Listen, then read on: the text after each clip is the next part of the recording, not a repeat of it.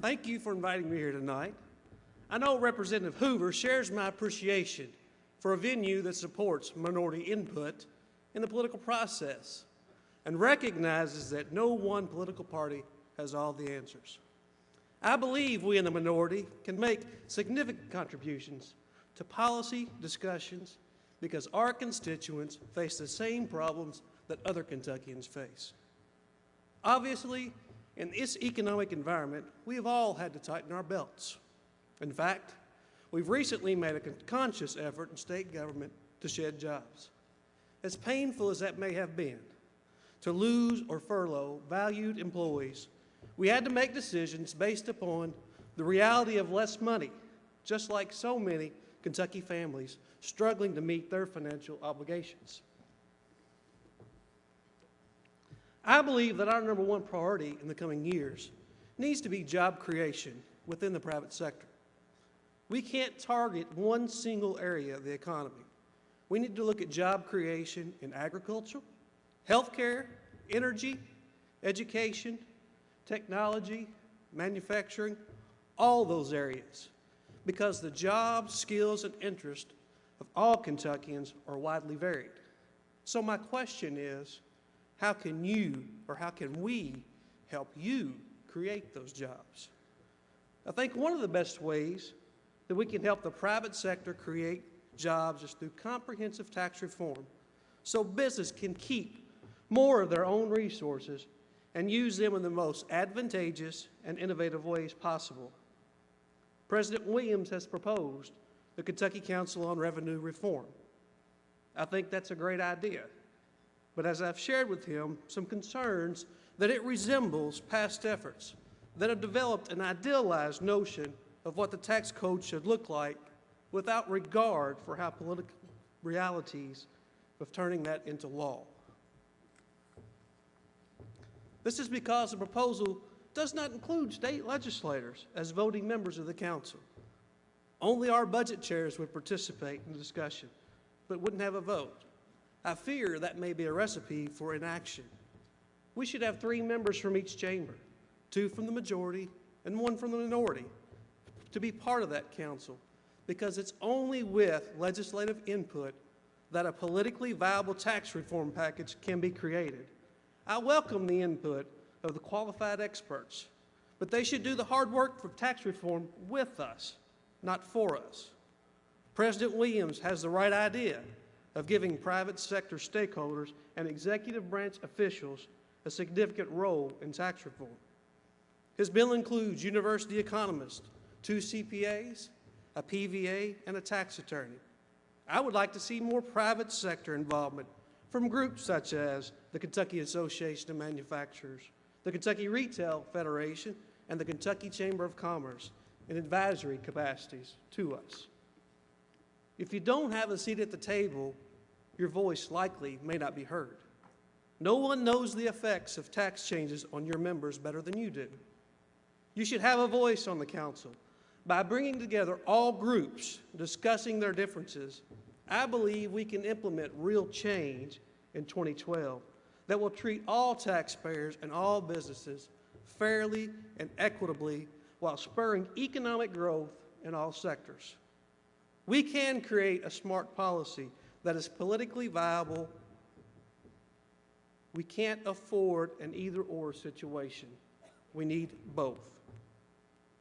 Another way we can stimulate the economy is to reduce the cost of government. We've reduced this budget 6 times over the last 4 years, but our cuts are simply not enough. While every penny counts, I have found, Representative Hoover, as the father of 3 daughters as well, that small savings can be rapidly offset by spending.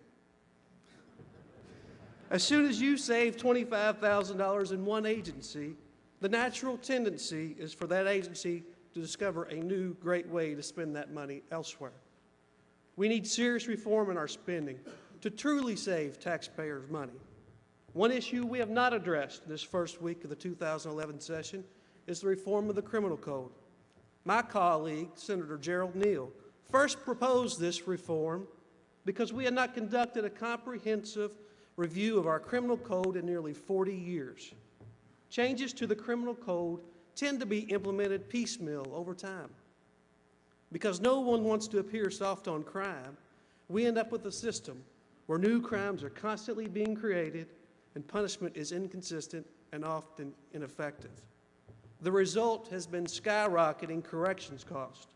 If we can't contain or reduce those costs, we have no hope of reducing the burden on taxpayers. The state spends around $450 million a year to house prisoners, and that doesn't include the cost to our counties. The number is up nearly 50% over just 10 years ago. We have the fastest growing prison population in the nation, even though our violent crimes is fairly low compared to all other states. We need reform if we want to reduce the overall state budget. We have a history of working together in the state Senate, and I'm proud of that. In 2008, the Senate had the exact same makeup then as it does today. 22 Republicans, 15 Democrats, and our one independent. It was one of the most productive sessions that I can remember. We achieved one of the finest examples of bipartisan public policy over politics that I've seen in my time in Frankfort. Senator Dan Kelly and Senator Ed Worley, both floor leaders, co-sponsored legislation to get smart on drugs instead of just tough on drugs. Senate Bill 4 recognized that simply locking addicts up doesn't solve the drug problem. Senate Bill 4 is a good model for innovative, bipartisan reform, and we should follow that model. Outpatient counseling and treatment, meaningful community service, electronic monitoring, and other innovative ways of reforming and rehabilitating our criminals will benefit Kentucky and save us money. The current system must change, and we must break the cycle of addiction. Over the last 3 years, we've had a collaboration of legislators, judges, and advocates to develop a comprehensive reform package. I look forward to seeing their recommendations and working with President Williams and our colleagues in the House to put those recommendations into law. Of course, if we want to plan for long-term economic development, the best way, and probably the only way, is to improve the education of our children. Not some of them, but all of them. That has been a point of pride in the state Senate, and it's been rewarding to be a part of it. But one item I'd like to see my Senate colleagues across the aisle embrace, raising the dropout age to 18. I've heard all the arguments about keeping students in school who don't want to be there, and how they are disruptive to students who want to learn. I believe that every student wants to learn. Some just don't want to learn what we're teaching. My wife and I didn't stop giving vegetables to our 4-year-old just because she didn't like broccoli. We encouraged her to try broccoli and carrots and green beans or whatever else until we found one that she liked. Senator Westwood and others in the Senate have consistently proposed increasing our efforts toward practical and vocational education so that we can capture those students who are tired of the classroom and want to start working. I think that effort dovetails perfectly with increasing the dropout age. Why should we let our students give up instead of finding them their interest in school and help them choose a career path? Raising the dropout age may not be easy, but it is the right thing to do. The Senate